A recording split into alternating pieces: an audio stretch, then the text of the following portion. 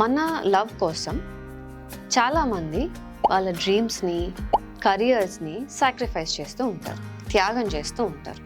ఇది ఎంతవరకు correct? So నాకేమనిపిస్తుందంటే it depends case to case. ఇప్పుడు కొన్ని సిచ్యువేషన్స్లో పార్ట్నర్కి మనం ఎక్కువ అవసరం ఉందా, లేకపోతే మనం దూరంగా వెళ్ళాలా, లేకపోతే మన కెరియరే ఇంపార్టెంటా, ఇలాంటివి ఈ రెండింటి మధ్యలో చూస్ చేసుకోవడం is a very critical decision. So ఒకవేళ మనకి పార్ట్నర్ దగ్గర ఉండడం చాలా అవసరం, మనం లేకపోతే తనకి నడవదు అన్నప్పుడు మనం సాక్రిఫైస్ చేసుకోవడంలో తప్పులేదు. కానీ పర్వాలేదు, మన పార్ట్నర్ మన లాంగ్ డిస్టెన్స్లో కూడా we can go ahead with a relationship అన్నప్పుడు I would say go for your career, go for your dreams.